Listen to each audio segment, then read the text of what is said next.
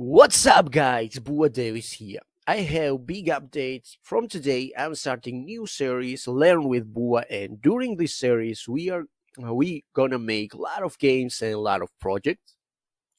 And I'm thinking about starting with the simple ones and then slowly go in the harder and more advanced games.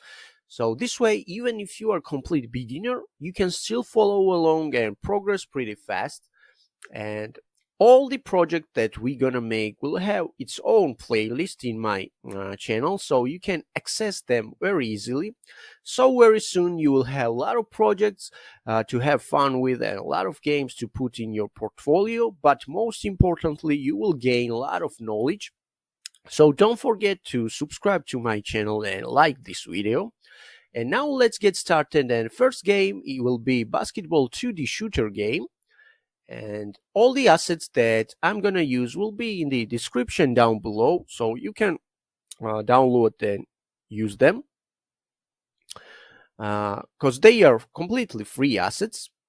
And I have these art assets in my game, and when we open, this has sprites, player, and basketball sprites, as you see, and we can use any of those balls right here.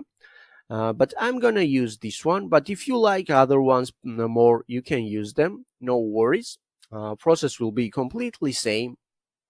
Let's drag our ball into our game, and as you see, it looks quite big. But first, let's select our sprite in the hierarchy, and let's change name in the inspector to be ball. And then select our ball, and you will see this transform component, and it has the scale element x, y, and z. Since we are in the 2D space, we don't care about z at all. We only care about x and y because that's only we got. If we, for example, change this x to be 0.4 and y to be 0.4, you will see that our ball gets smaller, which is better size for our project, I think. And if we press play right now, you will see that nothing gonna happen because our ball has real nothing. It's empty sprite. It has no colliders, no physics, no scripts or whatsoever. And let's fix it. Let's select our ball, and you will see in the inspector it has this add component button, and when we click it, it has a lot of things we can add to it. And when we go in the physics 2D, you will see this it has a lot of colliders that we can add. And for the ball, I think that it will be logical to use circle collider, this one. Alternatively, you can type in the search box right here circle collider, and it will add this green outline to our ball, as you see. And also now we have circle collider 2D in our inspector. But it's not enough. Colliders are just used to interact with other game objects. For example, if we add some ground, and this ground looks smaller, so what we can do, we can select our rect tool right here and make it bigger. This is not the best way because sometimes this might make your sprite look terrible, but don't worry, we are just playtesting. We are not going to use this ground at all in our actual game. And now let's select our ball one more time, and we need to add some kind of physics components, some kind of gravity, in order our ball to act more naturally and to have some kind of gravitation, obviously. So we can type here in the search box for the rigid body, and it has rigid body and rigid body 2D. Obviously, we're gonna use 2D one. Let's select our rigid body 2D, and as you see, it adds some gravity and some forces to our game object. And if we press play right now, you will see that our ball will fall down because it has gravity, but it doesn't interact with our ground. It doesn't land on our ground. Why? What you think?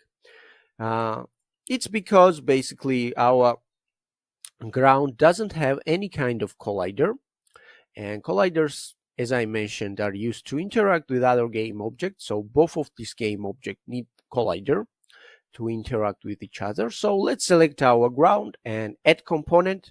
For the ground, let's use Box Collider 2D. And as you see, it adds this green outline. And now if we press play, you will see that our ball now will land in our ground.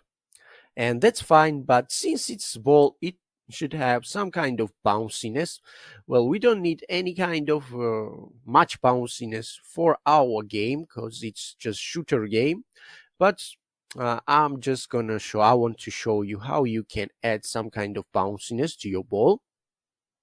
In the assets folder, let's click in the empty space with our right mouse button, create 2D, and you will see this physics material 2D. Let's select it. Let's name it ball. And as you see, it has friction and bounciness. And for example, if we make our bounciness to be 0.5, and then if we drag our material into our ball, and if we select our ball, in the circle collider, you see that it has now material of ball that we just created. And now if we press play, you will see that we have little bit ground bounciness, and which is fine. But one more issue that we are gonna face is that when we start our game, basically, I'm gonna talk a little bit how our game will work. We will have our ball right here, and we can drag our ball in some distance, and then when we release, it will have some forces and it will shoot basically. And this way, it means that our ball should stay still in the air and don't fall down. And you might think that, well, we can just delete this rigid body and it will stay still, but that's not the solution, because we need rigid body to add some forces to our ball. So what to do? In the rigid body element, body type is selected right now dynamic, but if we change it to be kinematic, and let's press play and see what's gonna happen. And that's it. Our ball is staying still, and it still has some physics components inside, but let's go back to dynamic, because we will control basically this body type from our script. That will be best way, and for that we need to make some script. I made scripts folder to make everything organized better. You can, if you don't know how you can make folders, in the assets window you can hit on the empty space with the right mouse button, create folder, name it scripts, then go in the scripts folder. Here we will make new C# script. Well, I already have this empty script prepared, but you should just hit on the empty space, create C# script, and I named it ball controller. You can name it same, or you can name it controller or something else. Just make sure to drag this into our ball game object to edit. And alternatively, well, we can select our ball and scroll down, click on the add component, and in the search box we can type name of our script.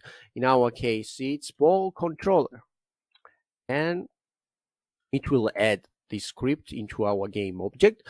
Let's double click it to open in Visual Studio, and let's start working. First, we need reference to our rigid body, so we can type here rigid body 2D, and let's name it RB to be simple. And in the start, we should get this rigid body component in order to use it. So we can say RB equals get component, and component name is rigid body 2D. Don't forget parentheses and semicolon. Now we can use this RB, and it will be our rigid body.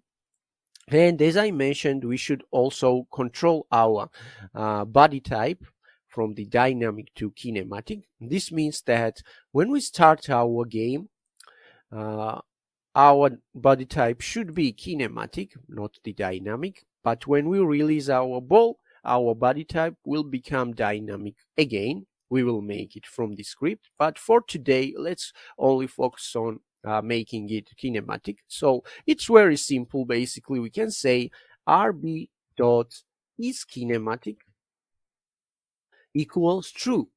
So since we are doing in the start function, when we start our game, our body type will be automatically changed to kinematic. Let's save the script. To save it, you can click on the Control S or Command S if you are on Mac. And let's go back in Unity.